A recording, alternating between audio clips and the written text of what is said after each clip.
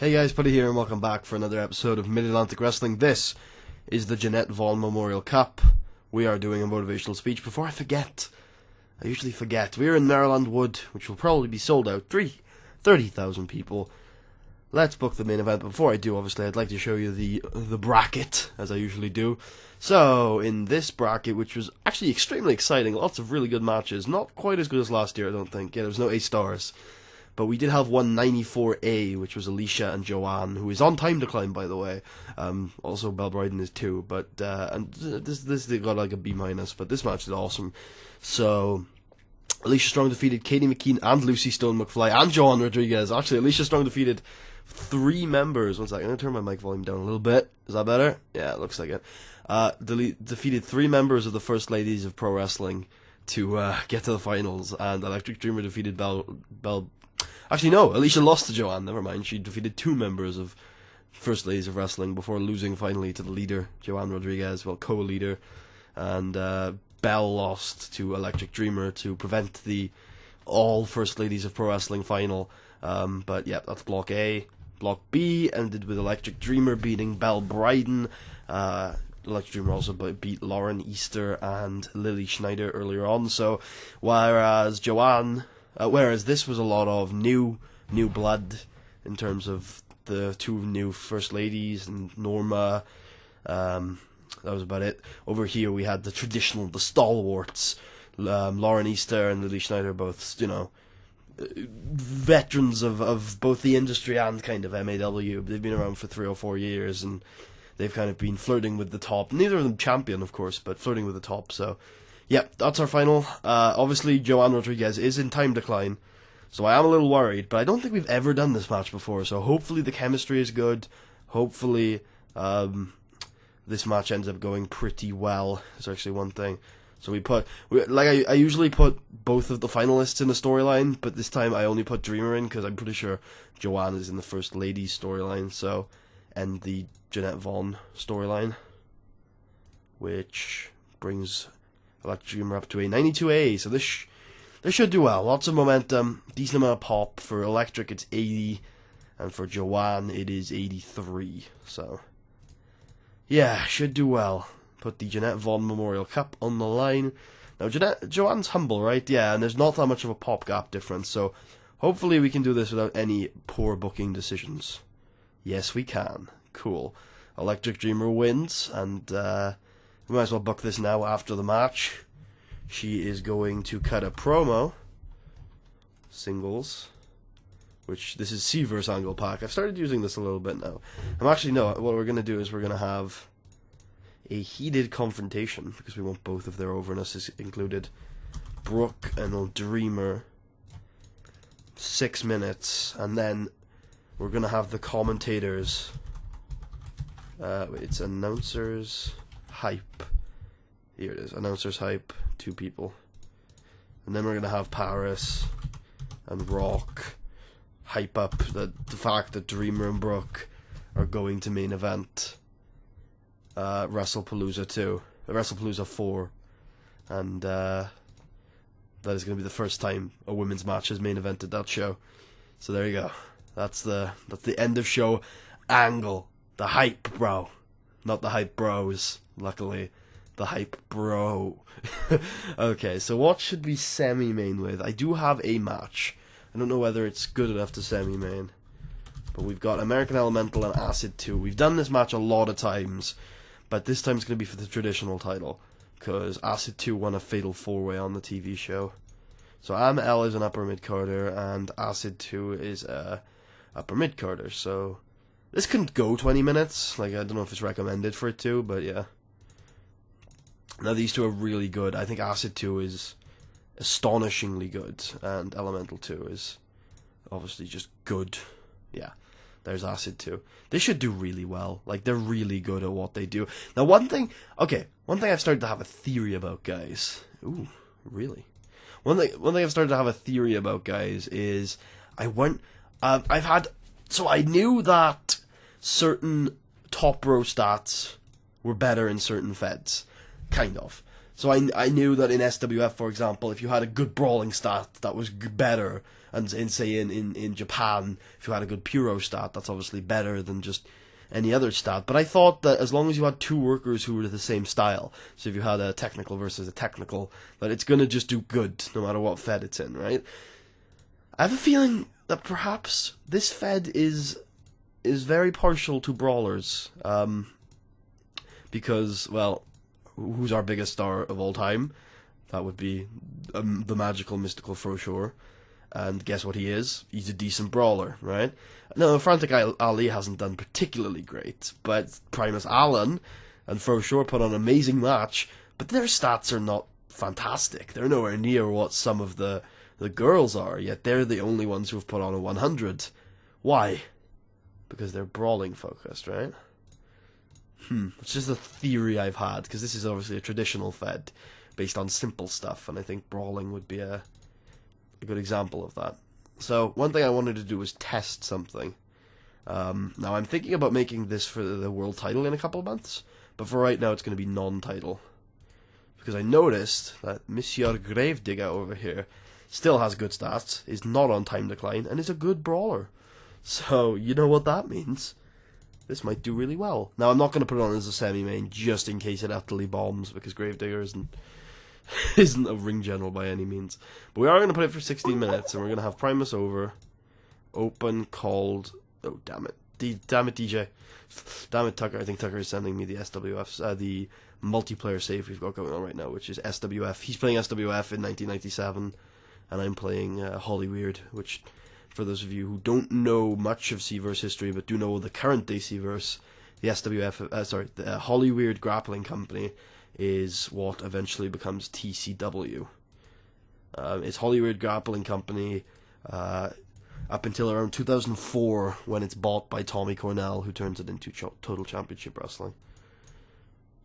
Before then, it was run by someone called J.K. Stallings, or J.K. Stalling, if I remember his name on the end, who was a very young, rich boy who liked pro wrestling and wanted to start a Fed to take on SWF, and brought in his favourite stars from across the world, such as Sam Strong and Ripcord, and depending on which database you play, Dread, and it kind of morphed from there. It's a really interesting story, and depending on how the author likes to tell it, it can go in a lot of different ways.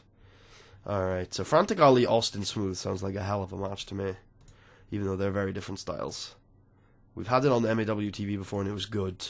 So why don't we check it on as the semi-main event tonight? I think this entire show is going to be building to the main event, so I don't think we have to worry too much about what semi-main events. So, yeah, we'll throw that together, and we also put together this match. You knew this one was coming. By the way, we have had some really good results out of the girls from First Ladies these last couple of months, so that's always good to see.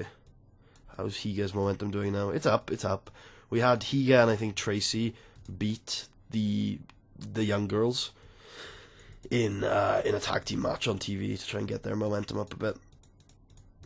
Okay, Belle Bryden as the industry vet can go over in that match. And then we have Brooke Tyler still free, who hasn't actually wrestled in a while.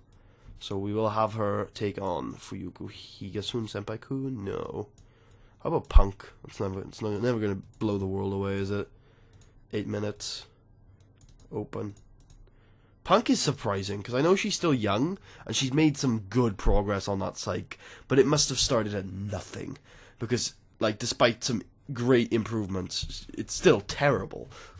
But that top row is also making some improvements.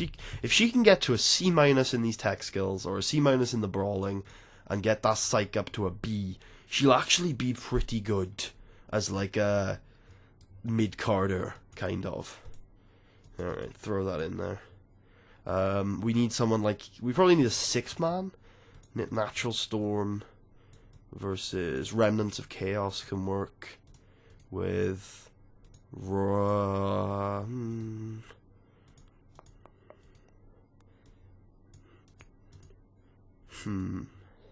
David Etchingham. And... Citizen White works, since he doesn't like the Remnants of Chaos, does he? So we'll do that, and we'll put that, that one can probably go 16.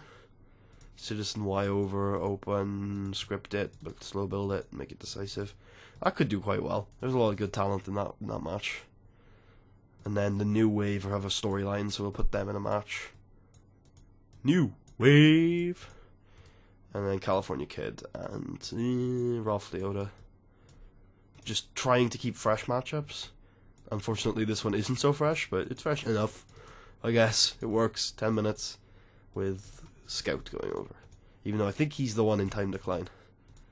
Okay, now I want to put some angles in here. Yeah, that works. No, we put Primus Alan Gravedigger there because I doubt it'll outshine. Oh, I don't know though. I'm hoping for good stuff from that match. So maybe we put Frosure Sydney Bocard. That's almost certainly going to get around a B. So, and after that, Fro is going to cut a promo. Self-promotion. Actually, yeah, we'll do self-promotion. I'm starting to like mix it. I just played an SWF save for literally for a month. I think I'm probably already done with it. So that shows you how much I really enjoyed it. But I think I was playing with the default angle pack. I was also playing without number grades. I think. Yeah. I was playing with just grades, and it's just something I did for a bit of fun today. And oh, sorry, I'm trying to set up my mic cord. There we go. Nope, that's not gonna work. There we go. Something I did for a bit of fun, and it means that I got to work with the default angle pack, which, while limited in terms of what you can do with it, like you can't. I wouldn't say you can do storylines like in the way that I would like. Not from a storytelling perspective, of course, because it's me. Come on, guys. But from a getting people over perspective, I don't like it for that. But it is fun, and the auto names are really good. So I do want to start mixing them in a little bit. So I want to make sure we get a Primus Alan either video or promo. I think I'm going to do a video. So I created this. It's just a hype video. Success doesn't really make a difference in this video. I just made it success because, you know. But he's on screen now. This is a video where he's on screen, which I think, you know, because he'd have to come in and tape the video. Plus, he's actually on the card. But I still think, you know, making it an on-screen video is fine. We can probably no. We don't want to start the show with a Primus Alan villain video. We can bring the New Wave. Don't have to do too well. And then we can do Gaiden, Scout, self-promotion after the match, so that it's a decent angle, but it's not going to blow the crowd away. And then we only have about 10 minutes, so I want to spend the rest of the time we have doing interviews or just backstage promos where it's like, you know, it's a video, it's a pre-recorded thing where Joanne's like, you know what, Electric Dreamer, masked women, people who hide their faces, they're not meant to main event shows like WrestlePalooza. You know, this is my night to prove that I am the best, because I am the best. You know, I don't hate you, Electric Dreamer. I just hate this idea that you're the best, because you're not the best. I'm the best. No, but like basically just that. Like, you know, you hide your face. This is not your night, Electric Dreamer. This is my night. I'm the best. I'm gonna prove it. And then Electric Dreamer saying, "Look, this is my dream, and I'm going to fulfill it, no matter what you do, no matter what you say. I will overcome the odds, because I have hustle, loyalty, and respect." Well, that's going to be what we do there. And then we'll make it. Storyline number 5 will be Brooke and Dreamer making history. Brooke Tyler, Electric Dreamer. What is this bullshit you speak of? Oh. Why is this still even a thing? Was I meant to continue this? Was that meant to be a thing? Was I meant to do the rematch at this show? Was I also meant to do Natural Storm New Wave? Was I also meant to do Fuyuku Higa Brooke Tyler? I feel like I wasn't meant to do that. I feel like I was thinking about that, but then I didn't do any build to it. And then there was this, which I feel we will move that 2 old school rules. Yeah, that's a thing. Okay, that's fine. I feel like that's absolutely fine. But we need to add Brooke to this storyline. Actually, we can make this number 1 now then, I guess. Because it is a big deal, but I was just thinking, like, we could fill the spot of the last storyline. Move total non-stop L2 up to 5. But then we'll probably rejig these a lot after this show anyway, so whatever. Another thing, I don't know if I've mentioned this. This is something I've done for years, but I'm not sure if I've ever mentioned it on this series. But if you put a guy in with a commentator into a storyline, all of their matches are part of the storyline. So you can only do it twice or 3 times, but it's good for like a work rate guy who you want to give momentum to. Like, it's not a great storyline, it's not like overpowered or anything, but you know, if someone wins a lot and they have good matches, it's probably worth doing if you don't really have anything else for them. Alright, let's get started. Come on, main event. I have faith. I have Christian faith. Well, we did have Christian faith. This was a good match. Yeah, pretty pleased with this. This could have semi-main evented just fine. American Elemental defeated Acid 2 with an American Earthbreaker. American Elemental makes defense number 1 of his traditional title. And with the Keep Strong note, too. Yeah, pretty happy with this. Good, you're back. Good to see you're in fine form tonight, Joanne. Yes, I knew this would do pretty good, but this is surprisingly good, considering there's nobody I would consider like stars in this match to really carry it, so I'm going to have to give a lot of props to Natural Storm in this one. Obviously, I love my boys, but Natural Storm I'll give a lot of props to for that one. Yeah, Brooke's really good, because Punk is not. Yeah, this was really good. Primus is also really good. Guyton Scout, that was meant to come after this match, but oh well, that's fine, actually. Cool. There's a lot of notes here. So Scout was off his game. Ralph Leota has switched to using no gimmick. They have great chemistry. That's good news. I think Leota's in Disposable Heroes, though. But if he's not, if I'm thinking of someone else, like Andre Monk or something, then I will totally make that a tag team. And then the 6-woman tag gets a 70 C+. Non-existent crowd heat. Bell's there. Can't be non-existent. Come on now. But they beat Norma, Sally, and Tracy. Yeah, not really big deal. Electric Dreamer cuts a promo. She's like, yeah, this is my night. This is my dream. This is good, but possibly not good enough for a main event. Almost certainly not good enough for a main event. Yeah. Yeah, this was really good. And I thought this was going to get a B and not overshadow this next match. Yeah, Fro is really good, guys. If you ever wondered why I push him, it's because he's really good at bringing the best out of everyone. But Sydney is also really good, so I shouldn't be surprised. These two have had good matches before. Also motivated by my pre-show speech. Also, the promo was really good too. And then this was also really good. Well done, Dusty. All right, then the semi-main gets an 88 B+. Yeah, this was also really good. So in a match that featured great action, but not much in the way of heat. No, the crowd didn't give a shit about this match. That's why it's an 88 B+. Frantic Ali defeated Austin Smooth in about 20 minutes with a Death Valley driver. Obviously, this is getting a boost from the pre-show speech. Alright, cool. Electric Dreamer enters, 87 B+. John Rodriguez enters, 83 B+. Oh god, this main event isn't going to have a great segment behind it, but come on. Okay, good enough. In the match that had excellent in-ring action, and a good crowd, Electric Dreamer defeated Joanne Rodriguez in 10 minutes by pinfall with an electric blue bomb. Electric Dreamer wins the Jeanette Vaughan Memorial Cup title. I believe this might actually be the best finals we've ever had, because the finals are usually shit for this cup. And then after the match, Brooke Tyler and Electric Dreamer have a stare down, and the match is booked. WrestlePalooza 5 main event is gonna be Electric Dreamer versus Brooke Tyler for the MAW Women's title. Boom. Booked in. Set your date on your calendar now. Also, they hype the fact that it's going to be the main event. Well done, commentary team. 91A, the show increased our pop in 32 regions. Come here, Electric. Joanne pointed out as a good example. Giving a hug. And then also Paris Borden, who I've been, like, telling him, oh, you know, you have to be scripted, dude. So I just, you know, giving some encouragement to hopefully keep him happy. There you go. Yeah, one thing I should mention, by the way, guys, is I have some exciting news. Off screen, about a week ago, no, don't worry, so a show has not passed since this has happened.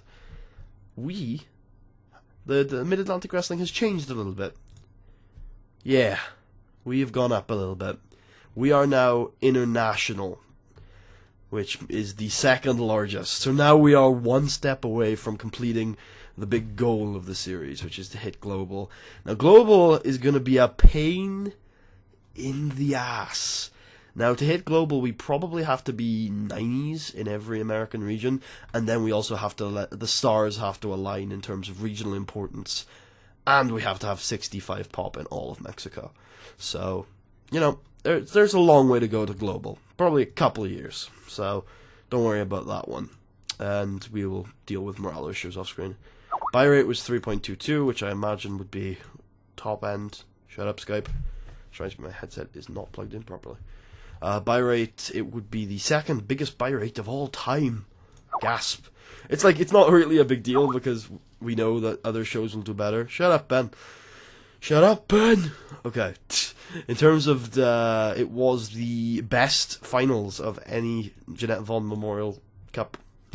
So that's good stuff. Anyway, I think that's about gonna wrap us up. I know. Shut up, Marshall! Why is everyone starting to talk?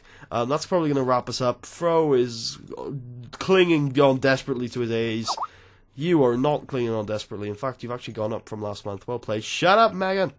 Okay, we will end the episode off here, but first of all, I would like to show you Electric Dreamer's pop.